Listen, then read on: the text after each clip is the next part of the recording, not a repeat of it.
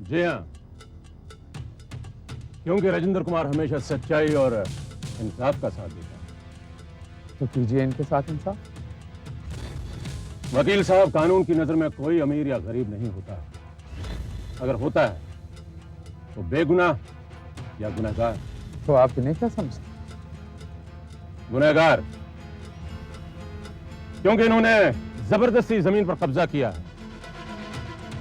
कल तक तो यहां कोई नहीं था, फिर किसने बनाए ये झोपड़े एक रात में? मिस्टर राजेंद्र कुमार, ये सारे झोपड़े एक रात में बने। एक रात में यहाँ पे बिजली भी आ गई और एक ही रात में इन सबके राशन कार्ड भी बने। वकील साहब, आप खुद ही इनसे पूछ लीजिए। साहब, मैं पिछले साल से यहाँ हूँ। साहब, मैं 18 महीने से यहाँ पे हूँ। साहब, मैंने तो यहाँ पर एक बच्चे को जन्म भी दिया है। मैं कल रात आई हूँ यहाँ पर।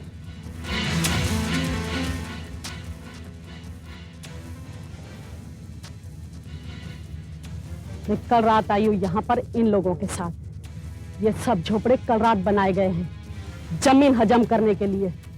क्या बकती है तू? मैं बक नहीं, सच कह रही हूँ।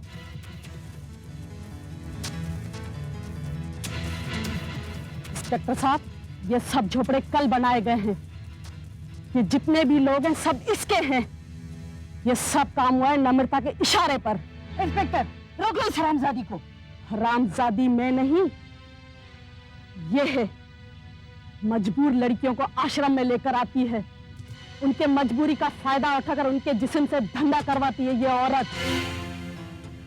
कितनी मजलूम और लड़कियां इसकी शिकार हो चुकी हैं। ये सब इसी के आदमी हैं, ये सब इसी की लड़कियां हैं।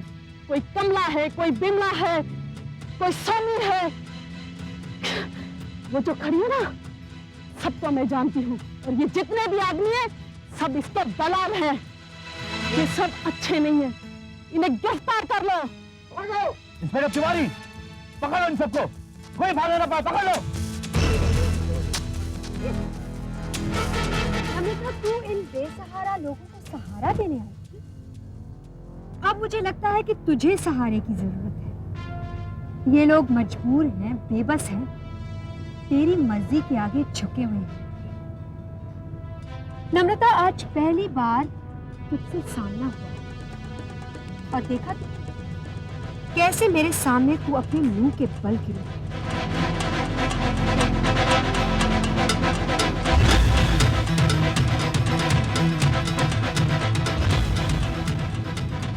तुझे नहीं छोड़ूंगी, मैं नहीं छोड़ूंगी। नम्रता, मैं तेरी पहुंच से बहुत दूर हूं, तू मेरा कुछ नहीं कर सकती। वकील साहब, चलिए यहाँ से।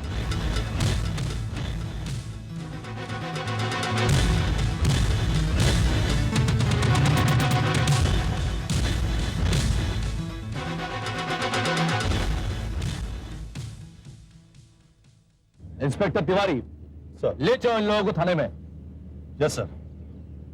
इंस्पेक्टर तिवारी, एक बात बताओ, तुम हमेशा इन मुजरिमों का साथ क्यों देते हो?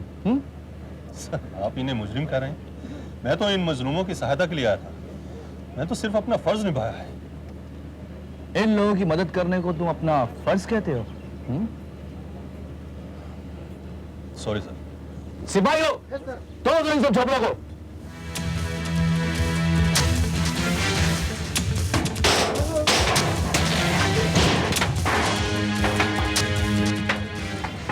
लीजिए दुर्गा प्रसाद जी, आपका प्लॉट तो खाली हो गया, पर हाँ, अब इसे संभालना आपकी जिम्मेदारी है। फिकर था, किस तरह शुक्रिया अदा करूं मैं आपका? शुक्रिया अदा मेरा नहीं, अगर करना ही है तो प्रगति का कीजिए, जिसके कहने पर हम यहाँ पर वक्त पर पहुंच गए। अगर जरा सी भी देर हो जाती तो बात हाथ से निकल जाती। सही कहा आपने। प्रगति बेटी, भगवान ने मेरी सुन ली, वरना तेरे सामने शर्मिंदा होना पड़ता मुझे।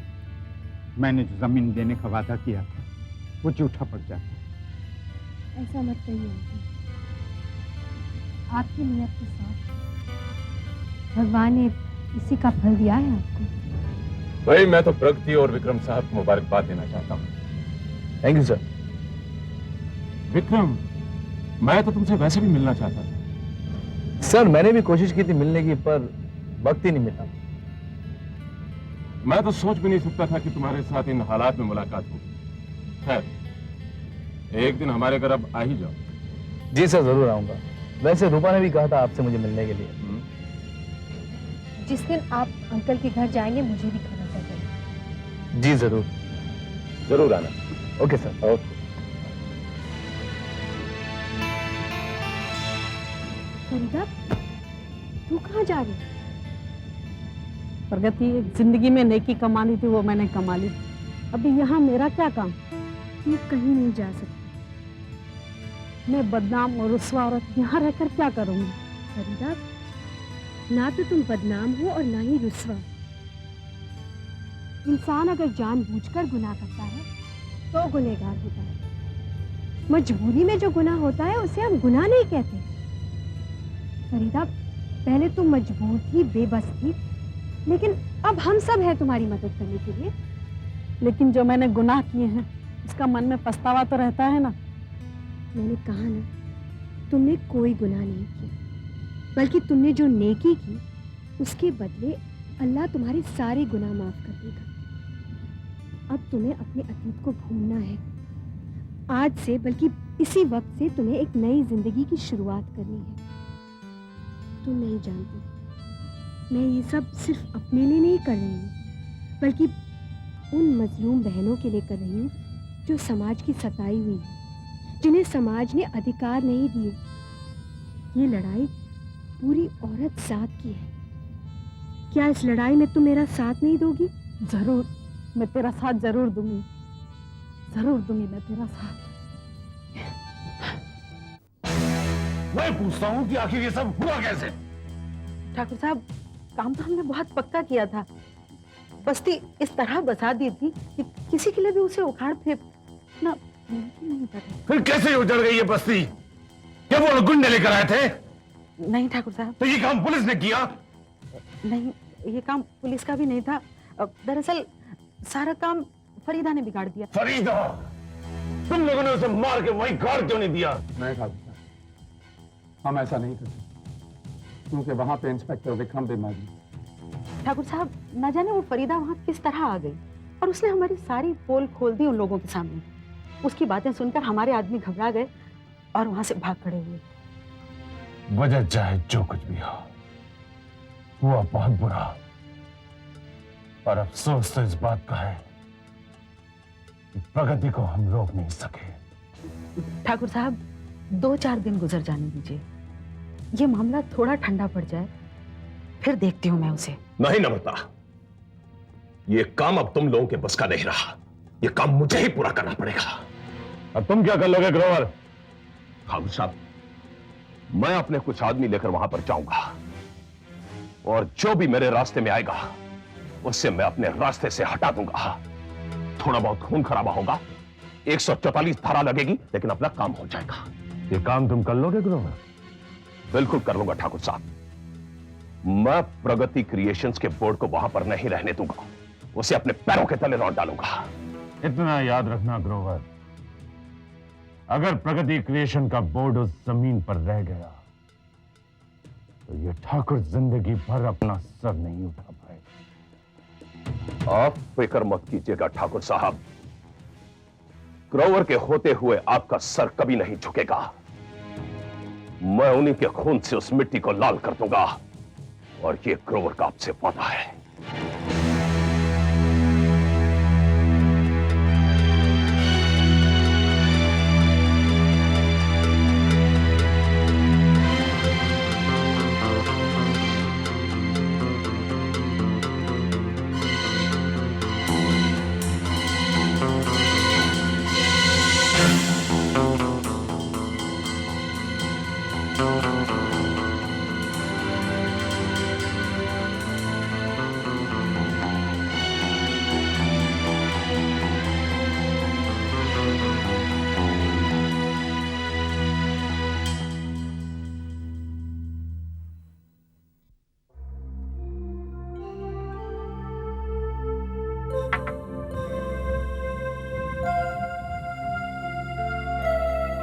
अंजू जी, आप हाँ,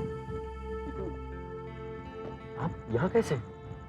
मैंने सोचा आप अकेले होंगे और भूखे भी, इसीलिए मैं चली आई। लेकिन इतनी रात गए, तुम्हें यहाँ अकेले आने में डर नहीं लगा? आप भी तो यहाँ अकेले पहरा दे रहे, क्या आपको डर नहीं लग रहा है? अंजू, मैं जिंदगी में कभी नहीं डरा। बस फर्क सिर्फ अच्छे और बुरे का रह गया है। पहले मैं बुरे काम करते हुए नहीं डरता था और आज अच्छे काम करते हुए नहीं डरता। बुरे काम से मतलब क्या है आपका? अब मैंने झूठ बोलना छोड़ दिया है। अब मैं तुम्हें सब कुछ सच ही कहूंगा। अंजू, पहले मैं बहुत बुरा आदमी था। शराब पीता था, जुआ खेलता था, औरतों की इज्जत लूटा करता था। एक बार तो मैंने प्रगति की भी इज्जत लूटने की कोशिश की। क्या? हाँ अंजू, ये बात तब की है जब मैं रतनपुर में फोरमन था, ठाकुर के यहां। प्रगति ठाकुर के बेटे विनोद से प्यार करती थी। तब मुझे मारकर गांव से बाहर निकाल दिया गया था। फिर मैंने प्रगति और विनोद से बदला लेने की सोची, मगर कुछ दिनों बाद मुझे मालूम पड़ा कि विनोद ने प्रगति की जिंदगी बर्बाद कर डाली है और उसे भी मेरी तरह गांव से बाहर निकाल दिया गया। बस इस बात का मेरे जहन पर ऐसा असर हुआ कि मैंने तमाम बुराइयों को छोड़ दिया और प्रगति की तलाश में निकल गया।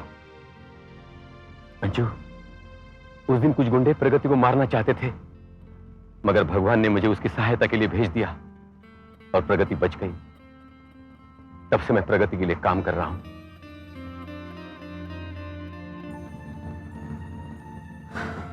आनंद जी, अगर मन में पछतावा हो और इंसान अपने पापों का प्रायश्चित करे तो भगवान उसके सारे गुनाह माफ कर देता है।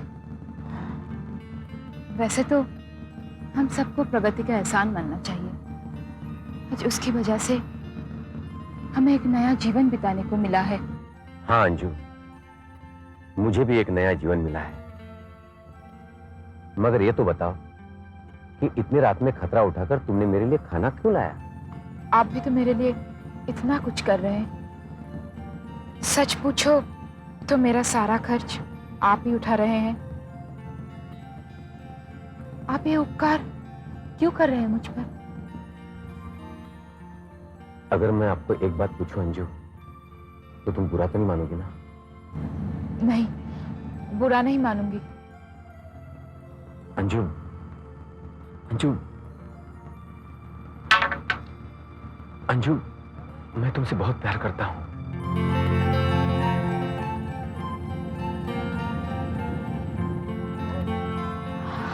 आप जानते हैं मैं विधवा हूं।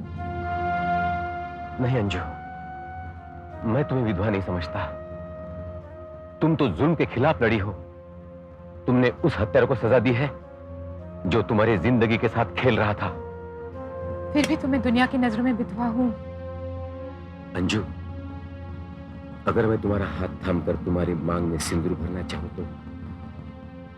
नहीं आनंद जी, ऐसे मत करना। मगर क्यों अंजू? मैं आपको कैसे समझाऊं? विधवा से विवाह मनु समझा जाता है। और मैं ऐसा समझने वालों को मनु समझता हूं। देखो अंजू, मेरी जिंदगी बड़ी सुनी है। मैं बहुत अकेला हूं। मुझे एक साथी की जरूरत है। क्या तुम मेरी साथी बनोगी? क्या हुआ अंजू? आनंद जी, मैंने शादी करके बहुत कड़वा अनुभव किया। मेरे साथ जो कुछ भी हुआ, जो कुछ भी मुझ पर बीता है, जो कुछ भी मुझे सहना पड़ा, वो कोई मामूली हादसा नहीं था। मैं तो आज तक उन यादों को भुला नहीं पा रही हूं। उन यादों को जो मेरी बर्बादी के कारण बनी थी। मुझे तो अभी भी विश्वास नहीं होता है कि मैं जिंदा हूं। मैं दिलाऊंगा तुम्हें विश्वास। मैं तुम्हें जीने का साहस दूंगा अंजू। भूल जाओ अपने अतीत को और उस वर्तमान को देखो जो हम दोनों के लिए है। बस तुम एक बार हाँ कह दो अंशु। आनंद जी, मैं आपकी बहुत इज्जत करती हूँ। मुझे बस थोड़ा समय चाहिए सोचने के लिए। ठीक है, तुम जितना समय चाहे ले लो, मगर ये बात मत भूलना कि जिंदगी की इस सफर में तुम्हारा कोई साथी भी है जो हमेशा तुम्हारा साथ देता रहेगा।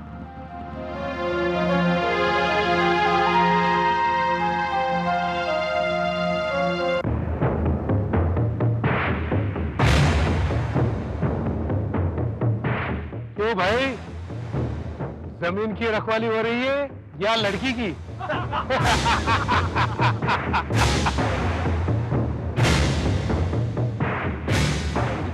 रुक जाओ आनंद जी, इतने लोगों का मुकाबला आप अकेले नहीं कर पाओगे।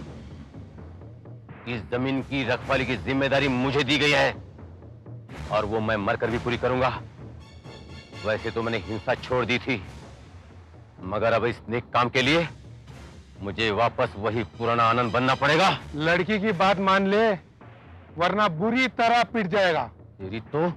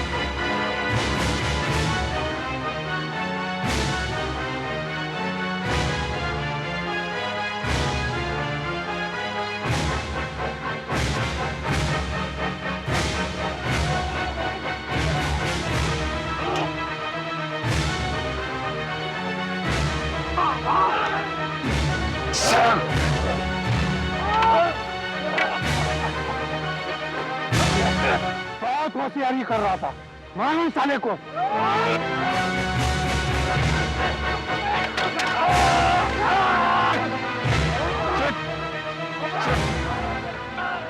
आनंद भैया,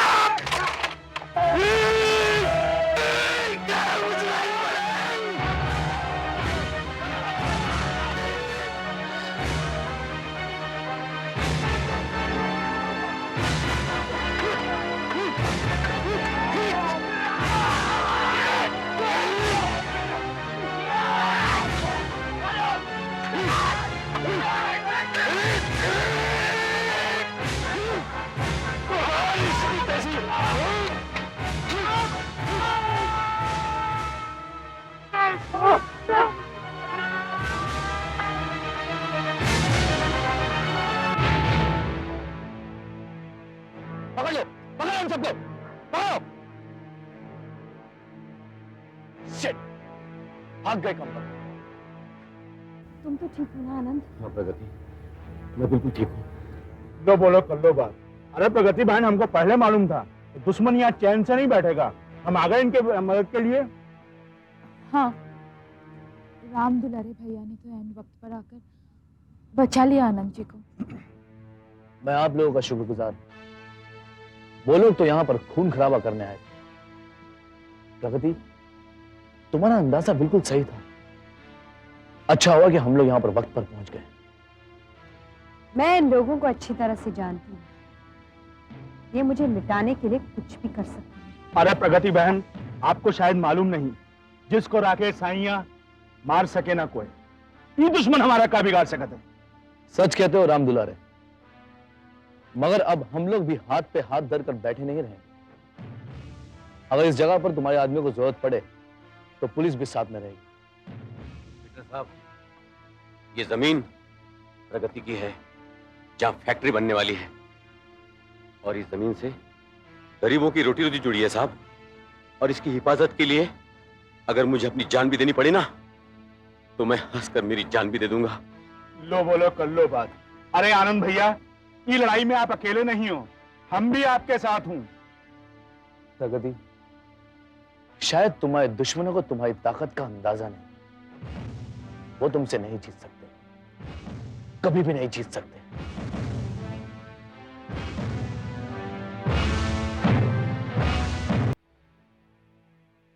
पकड़ लो, पकड़ो हम सबको, पकड़ो। शिट, भाग गए कंपनी। तुम तो ठीक हो ना आनंद? हाँ प्रगति, मैं बिल्कुल ठीक हूँ। लो बोलो कर लो बात। अरे प्रगति बहन, हमको पहले मालूम था दुश्मन यहाँ चैन से नहीं बैठेगा। हम आ गए इनके मदद के लिए। हाँ, राम दुलारे भैया ने तो ऐन वक्त पर आकर बचा लिया आनंद जी को। मैं आप लोगों का शुक्रगुजार हूं। वो लोग तो यहां पर खून खराबा करने आए थे। प्रगति, तुम्हारा अंदाजा बिल्कुल सही था। अच्छा हुआ कि हम लोग यहां पर वक्त पर पहुंच गए। मैं इन लोगों को अच्छी तरह से जानती हूँ। ये मुझे मिटाने के लिए कुछ भी कर सकते हैं। अरे प्रगति बहन, आपको शायद मालूम नहीं, जिसको राकेश साइया मार सके ना कोई, ये दुश्मन हमारा का बिगाड़ सकते। सच कहते हो राम दुलारे, मगर अब हम लोग भी हाथ पे हाथ धरकर बैठे नहीं रहेंगे। अगर इस जगह पर तुम्हारे आदमियों को जरूरत पड़े तो पुलिस भी साथ में रहेगी। साहब, ये जमीन प्रगति की है, जहां फैक्ट्री बनने वाली है, और इस जमीन से गरीबों की रोटी रोटी जुड़ी है साहब। और इसकी हिफाजत के लिए अगर मुझे अपनी जान भी देनी पड़े ना, तो मैं हंसकर मेरी जान भी दे दूंगा। लो बोलो कर लो बात। अरे आनंद भैया, ये लड़ाई में आप अकेले नहीं हो, हम भी आपके साथ हूं। प्रगति, शायद तुम्हारे दुश्मनों को तुम्हारी ताकत का अंदाजा नहीं। वो तुमसे नहीं जीत सकते, कभी भी नहीं जीत सकते।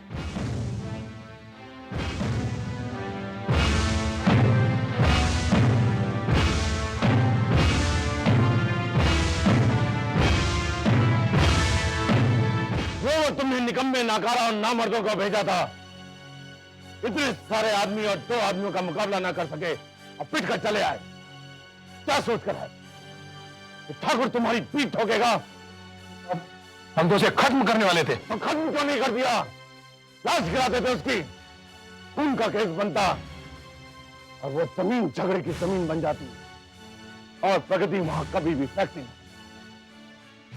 ग्रोवर, तुमने इन निकम्मे आदमियों को भेजकर मेरे सारे मंसूबों पर पानी फेर दिया। ठाकुर साहब, आप क्या समझते हैं कि यह मामला यहीं खत्म हो गया है? मैं फिर भेजूंगा आदमी, फिर होगा झगड़ा। फिर होगा झगड़ा और फिर ये पिट कर चले आएंगे। ग्रोवर, ये तुम्हारे बस की बात नहीं है, तुम कुछ नहीं कर सकते हो। अब जो भी करूंगा मैं करूंगा। प्रगति जिस तेजी से आगे बढ़ रही है, ऐसा लगता है कि एक दिन वो मेरी हैसियत को चुनौती दे। इससे पहले कि वो मेरे हैसियत को चुनौती दे, मैं उसके बढ़ते कदमों को रोक देना चाहता हूं। लेकिन ठाकुर साहब, आप प्रगति के बढ़ते हुए कदमों को किस तरह रोक पाएंगे? ग्रोवर, जब दुश्मन की ताकत ज्यादा बढ़ जाती है तो उसे मारने के लिए ताकत के साथ साथ अक्ल के हथियार का भी इस्तेमाल करना, और वो हथियार मेरे पास है। एक ऐसा हथियार जिसका निशाना अचूक है ग्रोवर।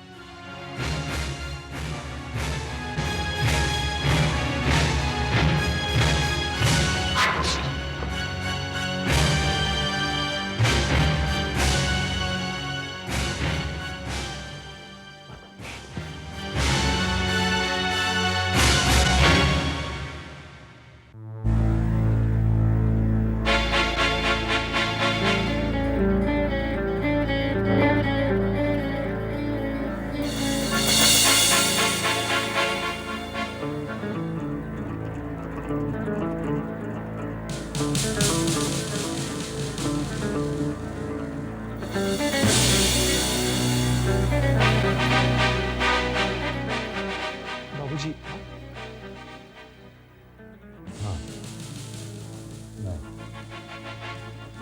क्या बात है बाबूजी? आप बहुत परेशान लग रहे हैं। आज मैं सिर्फ परेशान नहीं, बल्कि एक टूटा हुआ इंसान हूं। ये क्या कह रहे हैं आप बाबूजी? हाँ विनोद, ये सब तुम्हारी नादानियों का नतीजा है। जो गलतियां तुमने की थी वो सब मुसीबत बनकर सामने आ रही हैं। और हम उनसे निपटने की बजाय उनसे शिकस्त खाए। ये सब हमारी आदत के खिलाफ है विनोद। हम गुस्से और झुंझलाहट में पागल हो रहे हैं, मगर अपने दुश्मन का कुछ भी नहीं बिगाड़ पा रहे। आखिर हुआ क्या है बाबूजी? प्रगति को जिस जमीन से हम बेदखल करने की कोशिश कर रहे थे, वो कोशिश हमारी नाकाम रही। हर तरह के हथकंडे अपनाए हमने, लेकिन हर बार हमें हार का मुंह देखना पड़ा विनोद, हार का मुंह।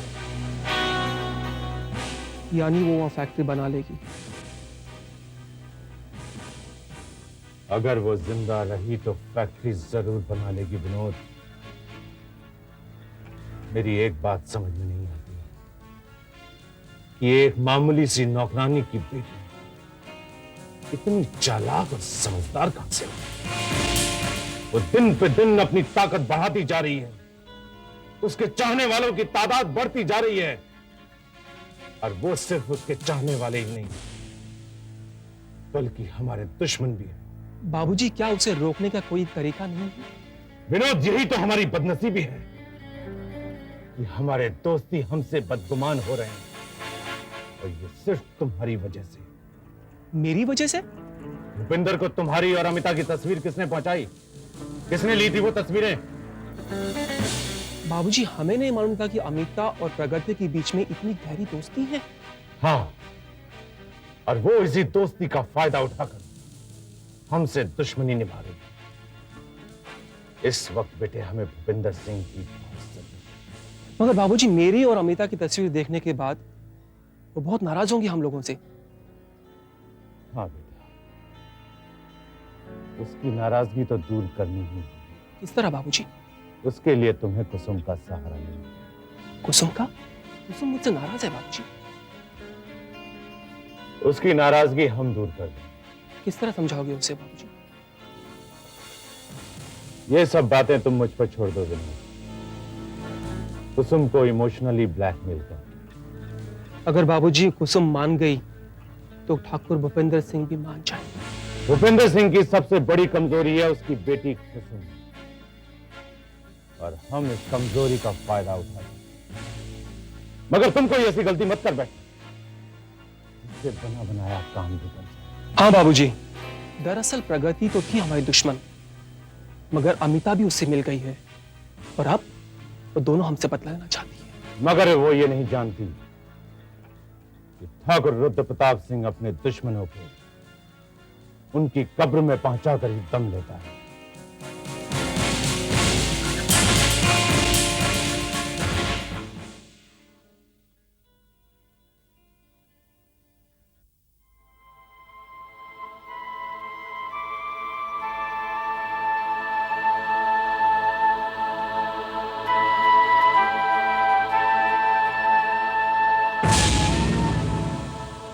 बाबूजी, आप? हाँ बेटी, मैं। कहिए बाबूजी। बेटी, हम भूपेंद्र को मिलने जा रहे हैं। कोई खास काम में डैडी से? नहीं बेटी, कोई खास काम नहीं। दरअसल हमारी तरफ से बड़ी बदगुमानियां पैदा हो गई हैं उसके दिल में। आखिर वो हमारा रिश्तेदार है, और बेटी वो तो इतना नाराज है हमसे कि उसने हमसे मिलने के लिए हवेली में आना ही छोड़ दिया। बाबूजी, उनके नाराज होने की वजह भी तो कोई गलत नहीं है। गलत नहीं, सही है, बिल्कुल सही। मगर अफसोस तो इस बात का है बेटी कि जिस बात के लिए वो नाराज है वो बात बिल्कुल गलत है। मैं कुछ समझी नहीं बाबूजी। बेटी, सच कहा जाए तो दरअसल मुझे हवेली की औरतों ने ही गलत समझा। वे समझती हैं कि मैं सख्त और पत्थर दिल इंसान हूं, मेरी आदत में गुस्सा और गुरूर है। लेकिन बेटी, मैं एक बाप हूं, एक इंसान हूं। मेरे सीने में भी दिल है, और उस दिल में प्यार है अपनी औलाद। बाबूजी। हाँ बेटी, जितना प्यार मैंने विनोद को किया उतना ही प्यार बेटी मैंने तुम्हें किया। मेरे कोई बेटी नहीं है, इसलिए हमेशा मैंने तुम्हें अपनी बेटी समझा। हाँ बेटी, ये मैं सच्चे दिल से कह रहा हूं। बाबूजी, मैंने भी तो हमेशा आपको पिता समान ही समझा है। बेटी, ये तो तुम्हारा बड़प्पन है। मेरा दोस्त यानी तुम्हारा पिता थोड़ा जिद्दी है। उसे तो आना चाहिए और तुम्हें अपने साथ ले जाना चाहिए। ऐसी हालत में अक्सर बेटियां अपने मायके चली जाती हैं। दरअसल मैं खुद ही नहीं जाना चाहती वहां। ये कैसे हो सकता है बेटी? तुम नहीं जाना चाहती, लेकिन मेरा तो फर्ज है। मैं चाहता हूं कि तुम मेरे साथ चलो। मैं अपने समधी से अपने बेटे की तरफ से माफी भी मांग लूंगा। नहीं बाबूजी, आप ऐसा नहीं करेंगे। आपको माफी मांगने की कोई जरूरत नहीं है, और इसके लिए मैं आपके साथ चल भी नहीं सकती। बेटी, माफी मांगने ना सही, वहां जाकर ये बदगुमानियां तो दूर कर लेंगे। भूपिंदर की खातिर ना सही, अपनी मां की खातिर। आखिर वो भी तो चाहती होगी कि वो अपनी बेटी से मिले। कम से कम उसका तो ख्याल करो।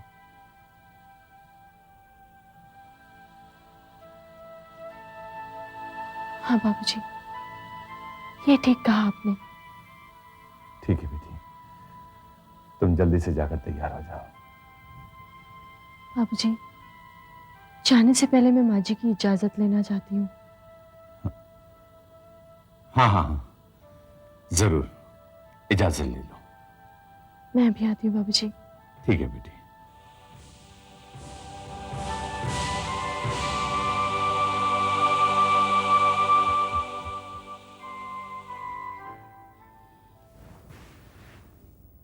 माँ जी, कुसुम आओ।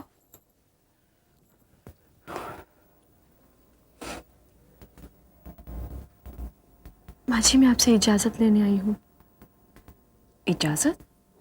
किस बात की? मैं अपने मायके जा रही हूँ। मायके? हाँ माँ जी। मगर कुसुम, दस्तूर तो ये है कि ऐसी हालत में लड़की के माँ बाप लेने आते हैं। अकेली लड़की नहीं जाती। माँ जी, दस्तूर तो यही है, लेकिन मैं अकेली नहीं जा रही हूँ। तो क्या विनोद साथ में जा रहा है? नहीं, बाबूजी ले जा रहे हैं मुझे। बाबूजी? हाँ माँ जी, उन्हें डैडी से कुछ काम है, इसलिए वो मुझे भी साथ ले जाना चाहते हैं।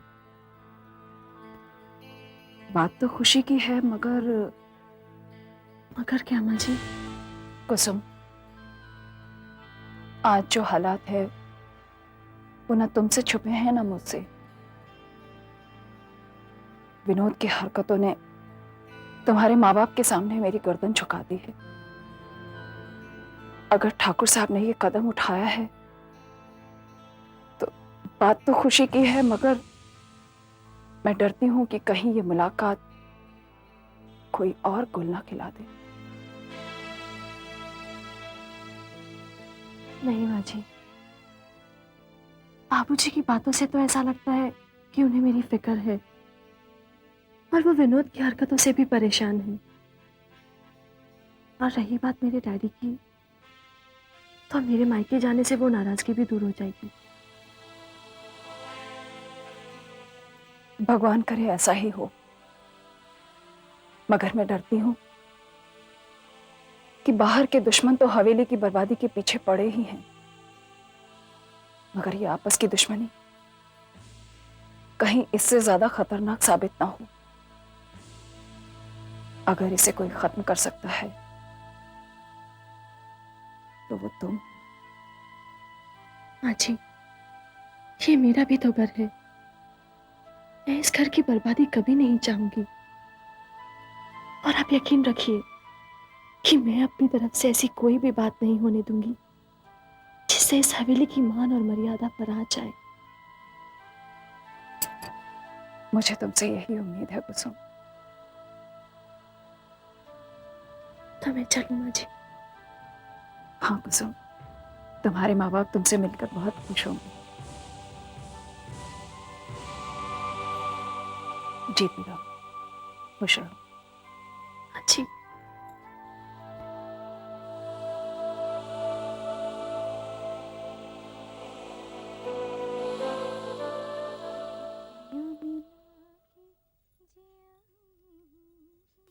चली नहीं जा। राम कटोरी गुनगुनाना बंद कर और हमारी बात ध्यान से सुन। आजकल बहू रानी गर्भावस्था में है और ऐसे में खाए पिए का बहुत ख्याल रखना पड़ता है। राम कटोरी, खाना बनाने से पहले ही पूछ लिया कर किसको का खाना पसंद है। अरे भूरे महाराज, क्या मैं नहीं जानती? आहा, तू क्या जानती है? तेरी तो अभी तक शादी भी नहीं हुई भाई। अबे वो परदेसी, जब दो बड़े आदमी आपस में बात करें तो बीच में मुंह नहीं मारना चाहिए। पंडित जी, मैं मुंह कहाँ मार रहा हूँ, मैं तो एक बात कर रहा हूँ। अरे इसी को मुंह मारना कहते हैं बेससरे, और तेरे जैसे लल्लूरे को ऐसी बात शोभा नहीं देती है। आहा, तुम्हें क्या मुंह से फूल बरसा रहे हैं? अगर मैं लंडूरा हूँ तो तुम्हें क्या हो पंडित जी? देख राम कटोरी, देख तेरे सामने हमारा पांच करत है और ससुर चाहते कि ऐसे बदतमीज आदमी के हाथ में हम तोड़ा हाथ दे दें। पंडित जी देखिए, अगर मुझे राम कटोरी नहीं मिली तो मेरा जीवन एकदम कोरा कागज की तरह हो जाएगा और कोरा ही रह जाएगा। पंडित जी मुझे माफ कर दो पंडित जी। अबे ये कौन सा ढंग है माफी मांगने का? है? अब तू भी राम कटोरी बड़े प्यार से उसका सिर अपना गोद में ले लिया। नहीं महाराज। अरे चुप, हम देखेंगे बड़ा प्यार से तू उसका सिर सहला रही थी। नहीं, मैं तो उसका गला ढूंढ रही थी। काहे? दबाने के लिए। ओ तो ठीक है। अबे परदेसी के बच्चे, फिर से माफी मांग राम कटोरी से जैसे तूने पहले मांगी थी। आप जैसा बोलते हैं मैं वैसे ही करता हूँ। मुझे माफ कर दो पंडित जी। अबे अलग हट। अरे हम तेरा कुछ नहीं सुनेंगे, ऐसा वैसा बात समझा ना, तेरा गला दबा देंगे सचुले। भूरे महाराज। बहू रानी। बहू रानी आप। नमस्ते बहू रानी। नमस्ते। दरअसल मैं आपसे मिलने आई हूँ। हुक्म कीजिए बहू रानी। मैं अपने मायके जा रही हूँ। मायके जा रही हैं? कब? आज, बल्कि अब। अरे क्या कह रही हैं बहू रानी, हम तो आपके लिए इतना बढ़िया बढ़िया पकवान बनाए हैं और राम कटोरी से अभी अभी कह रहे थे कि देखो हमारी बहू रानी का विशेष ख्याल रखा करो। महाराज जी। दरअसल मैं आपका शुक्रिया अदा करने आई हूँ। हमारा कर्तव्य बहू रानी। आप मेरा बहुत ख्याल रखते हैं। अच्छा, अपने चलती हूँ। ये कुछ पैसे हैं। अरे क्या कर रहे हैं आप? आपस में बांट लीजिए। बहुत अच्छा बहू रानी, जैसा आपका हुक्म।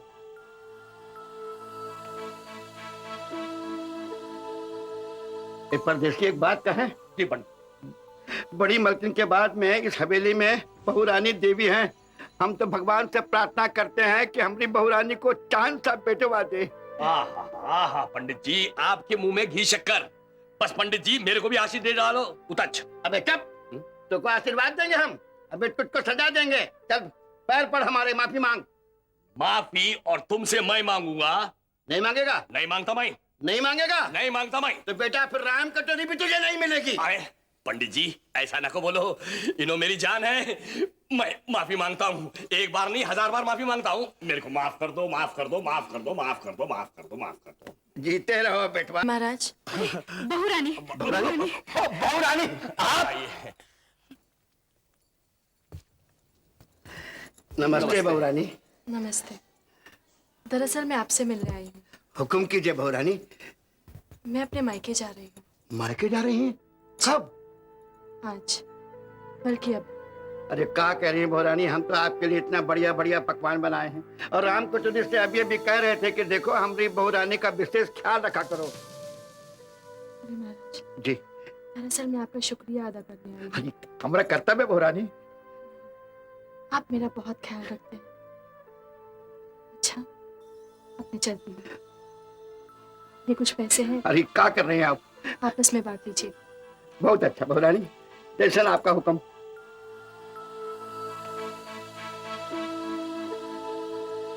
एक परदेसी एक बात कहें? जी पंडित। बड़ी मलकिन के बाद में इस हवेली में बहू रानी देवी हैं। हम तो भगवान से प्रार्थना करते हैं कि हमारी बहू रानी को चांद सा बेटवा दे। आहा, पंडित जी आपके मुंह में घी शक्कर। बस पंडित जी मेरे को भी आशीष दे डालो। उतच। अबे चुप, तो को आशीर्वाद देंगे हम? अबे तुझको सजा देंगे। चल पैर पर हमारे माफी मांग। माफी और तुमसे मैं मांगूंगा। नहीं मांगेगा? नहीं मांगता मैं। नहीं मांगेगा? नहीं मांगता मैं। तो बेटा फिर राम कटोरी भी तुझे नहीं मिलेगी। अरे पंडित जी, ऐसा ना को बोलो, इन्हों मेरी जान है। मैं माफी मांगता हूँ, एक बार नहीं 1000 बार माफी मांगता हूँ। मेरे को माफ कर दो, माफ कर दो, माफ कर दो, माफ कर दो, माफ कर दो, माफ कर दो। जीते रहो बेटवा।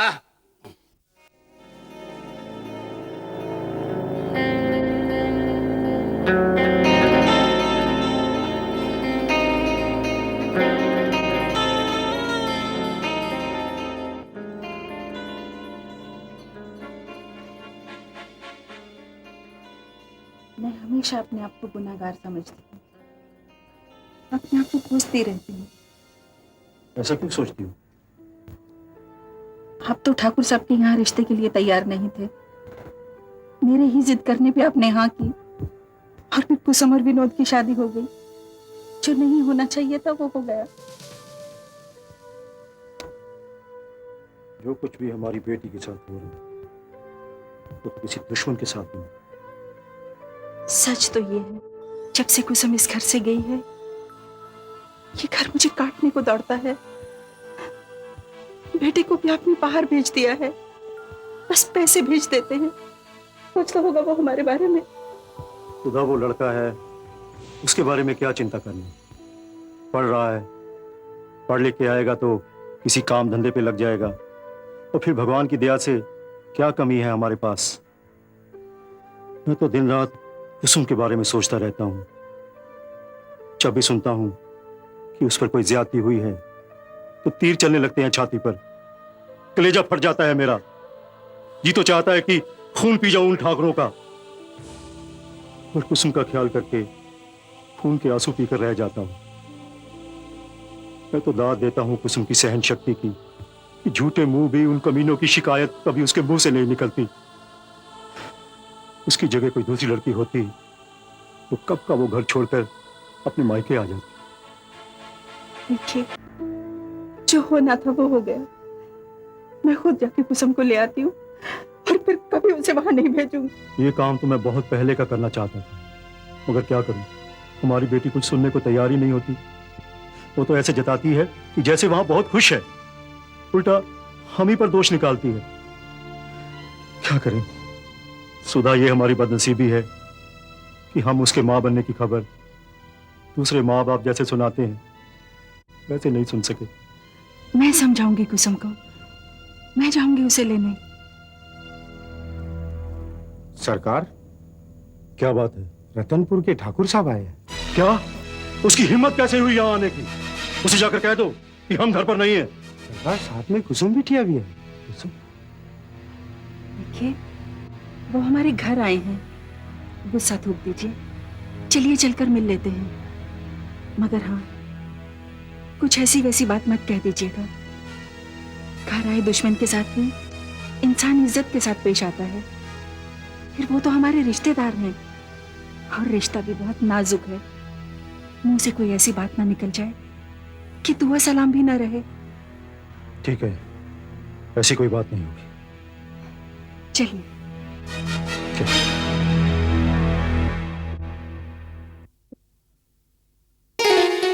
क्या मेहमानों की तरह बाहर बैठी हो? हाँ, कैसी है बेटी? ठीक हूँ। नमस्ते भाई साहब। नमस्कार बेटी। और हवेली में सब कुशल मंगल है ना? सब कुशल मंगल ही है समझिए। और बहन जी?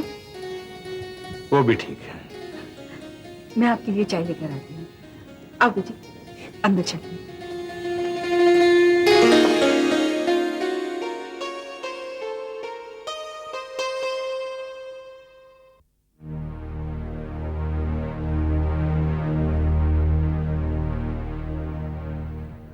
भूपेंद्र, मैं जानता हूं कि तुम मुझसे बहुत नाराज हो, मगर तुम्हारी ये नाराजगी भी जायज है मेरे दोस्त।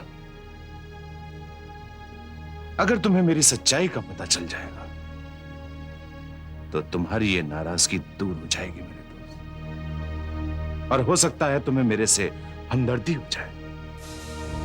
मेरे दो रिश्ते हैं तुम्हारे साथ ठाकुर, एक दोस्ती का और दूसरा समधी का। दोस्ती के मुंह पर तो तमाचा मारा है तुमने, मगर रिश्ते की भी लाज नहीं रखी तुमने। मैं जो अपनी बेटी की हालत देख रहा हूं, ये समझ ले ठाकुर कि मेरी आंखों में आंसुओं की बजाय खून उतर आता है।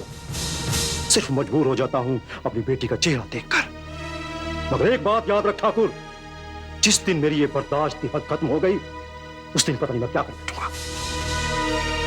भूपेंद्र, तुमने जो भी कहा मैंने सुना, लेकिन तुमने मेरे दिल की बात नहीं जानी। तुमने मेरे जज्बातों को समझने की कोशिश नहीं की। आखिर मैं भी एक बाप हूं। मैं जानता हूं कि मेरे बेटे ने गलती की। गलती? तुम इसे गलती कहते हो? चलो गलती नहीं, उसने बहुत बड़ा अपराध किया। मगर भूपेंद्र, उस अपराध की भी तो कोई वजह होगी। वजह? क्या वजह हो सकती है? उसकी वजह है वो प्रगति। प्रगति? हाँ, प्रगति। प्रगति वो दीमक है जो हवेली की बुनियादों को खा रही है, उसे खोखला कर रही है मेरे दोस्त। ये प्रगति वाली कहानी बहुत पुरानी हो चुकी। भूपेंद्र, ये कहानी पुरानी नहीं है। प्रगति और अमिता बहुत पुरानी सहेलियां हैं, कॉलेज के जमाने से। और विनोद के पीछे अमिता को लगाने वाली और कोई नहीं, वो प्रगति थी। ये उसकी साजिश थी। मेरा बेटा विनोद बहुत ही भोला भाला और सीधा साधा नौजवान है, और इस उम्र में उसका बहक जाना बहुत ही स्वाभाविक है। अमिता ने उसे बहकाया और विनोद ये गलती कर बैठा, जिसका मुझे बड़ा अफसोस है। अगर तुम्हें मेरी बात पर यकीन नहीं है तो जाकर खुद पता कर लो। लेकिन भूपेंद्र, मैं एक बात का तुम्हें यकीन दिलाता हूं कि विनोद कुसुम को बेइंतहा प्यार करता है। ये बात तुम अपनी बेटी कुसुम को जाकर पता कर सकते हो।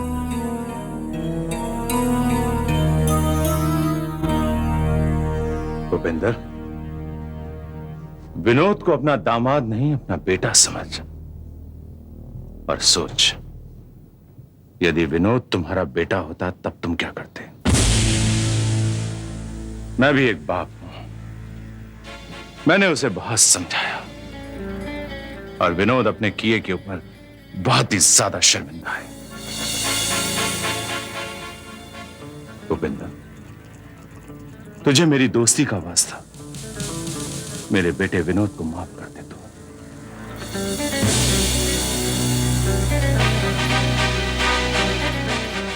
भूपेंद्र, मैं एक बात तो बताना ही भूल गया। दरअसल कुसुम को मैं अपने साथ इसलिए लाया हूं कि अब कुसुम की जान को भी खतरा है। क्या? हाँ भूपेंद्र, यह सच है। प्रगति और अमिता कुसुम की जिंदगी बर्बाद करने पर तुले हुए हैं। वो कुसुम को हमसे अलग कर देना चाहते हैं। वो कुसुम को उस हवेली से निकाल देना चाहते हैं ताकि अमिता उस हवेली पर राज कर सके। हाँ मेरे दोस्त, इस समय मेरे बेटे और मेरी बहू की जिंदगी बर्बाद होने से सिर्फ तू ही बचा सकता है।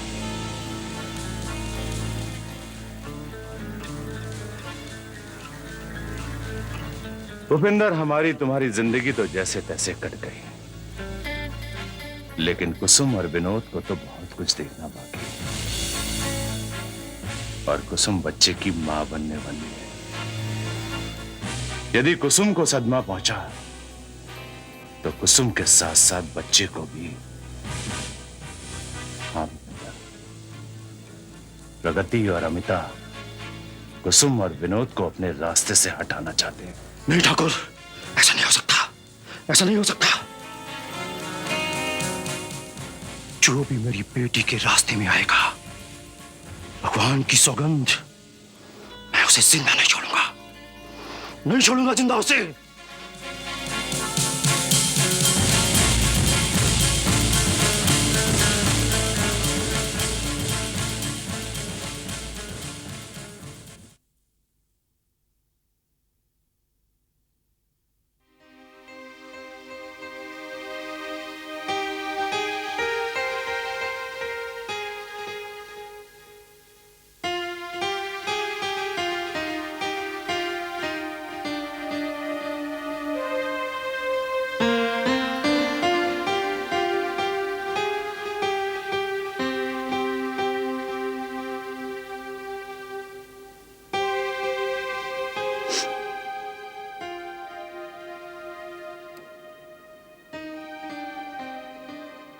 बेटी, जो कुछ मैंने सुना है उस पर मुझे बहुत गुस्सा आ रहा है और पछतावा भी हो रहा है।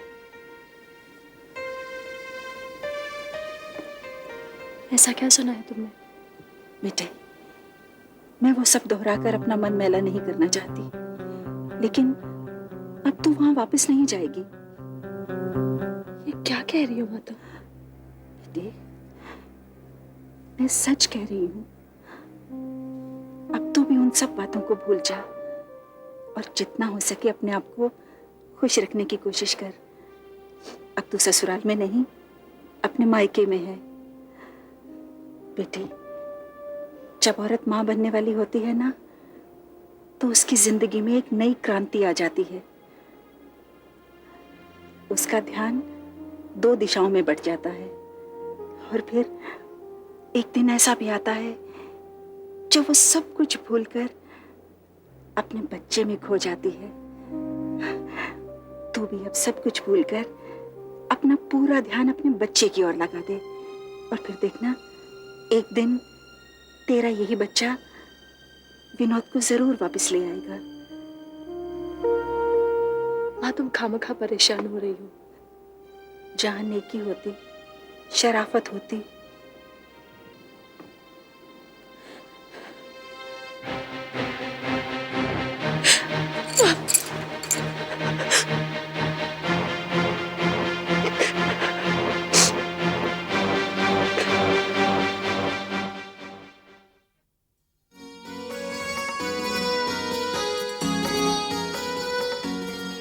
मेरी तो कुछ समझ में नहीं आ रहा है।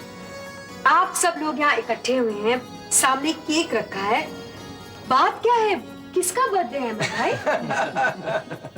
अगर आज हम सब इकट्ठा हुए हैं और सामने केक रखा है, तो हमारी प्रगति बेटी के अलावा और किसका जन्मदिन हो सकता है? ईसा भाई 16 आने सच कहता है। ईसा भाई 16 आने सच नहीं कह रहे हैं, क्योंकि आज मेरा बर्थडे नहीं है। ये ठीक है बेटी कि आज के दिन तू पैदा नहीं हुई थी, मगर आज हम खुशियां इसलिए मना रहे हैं क्योंकि ये दिन तेरे लिए बहुत अहम है। आज तेरी जिंदगी की नई शुरुआत है। प्रगति, अगर मैं ये कहूं तो गलत नहीं होगा कि तुम्हारी जिंदगी की एक नई शुरुआत हुई है, तुम्हारा एक नया जन्म हुआ है। मैं कुछ समझी नहीं। बेटी, आज जो खुशखबरी मैं तुझे सुनाने जा रहा हूँ, तू सुनेगी तो खुशी से नाच उठेगी। तो सुनाइए ना खुशखबरी। सुना दूं? जी हाँ। क्यों भाई, सुना दूं? सुनाइए ना। बेटी, तूने प्रगति क्रिएशंस के लिए जो लोन की एप्लीकेशन दी थी, वो पास हो गया है।